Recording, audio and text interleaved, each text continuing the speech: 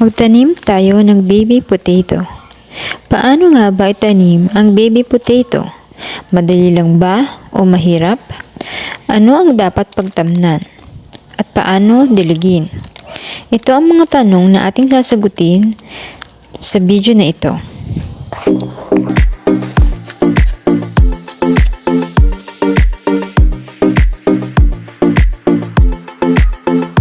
Kung hindi ka pa nakasubscribe, please consider subscribing, like, and hit the bell button para lagi kang updated sa aking mga videos na i-upload. Sa pagtatanim ng baby potato, dapat ito ay may ugat na, katulad nito. Sa gayon, sigurado tayong mabubuhay ito ng 90%. Kailangan din na mataba ang lupa na ating pagtatamnan. Ang ginamit ko dito ay topsoil galing sa drainage sa gilid ng aming bahay at compost. Ang pinagtamnan ko ay sako. Sa pagtatanim sa sako, kailangan nasa 5 inches lamang ang lupa nito. Maaari din itupi o obilo ang sako. Sa gayon ay matatamaan ang inyong tanim ng sinag ng araw. Kapag nailagay na ang mga patatas, tabunan ito ng lupa at saka diligan. Pero sa case ko, moist na ang lupa na inilagay ko, kaya hindi ko na ito didiligan. Ito palang patatas na aking tinanim ay ang baby potato na binili ko na nagkaugat na sa rep, kaya hinayaan ko na at naisip kong itanim. Ang ating mga tanim ay kailangan ilagay na natin sa direct sunlight. Hindi naman maselan sa araw ang patatas. Basta kapag nakita nyong tuyo na ang lupa, diligan lamang ng kaunti. Bawat sako ay nilalagyan ko ng 3 patatas para hindi sila siksikan at makatubo ng marami sa ilalim.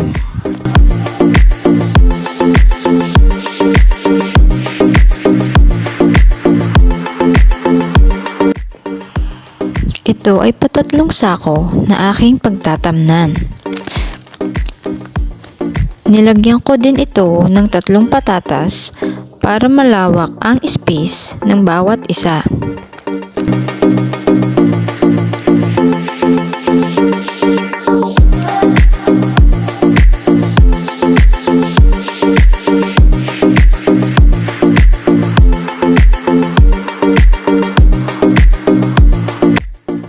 Ito naman ay sako ng semento. Malawak siya, kaya nilagay ko na lahat ng patatas. 6 bali ang nailagay ko dito.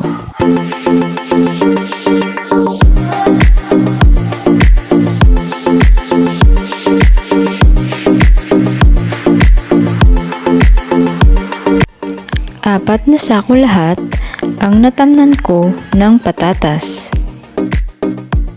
Ito pala ang unang patatas na tinanim ko. Bale, 2 weeks na ito. Kapag ganitong mataas na ang patatas, kailangan ay dagdagan natin ng lupa ang ibabaw para mas maraming tumubong patatas sa ilalim nito.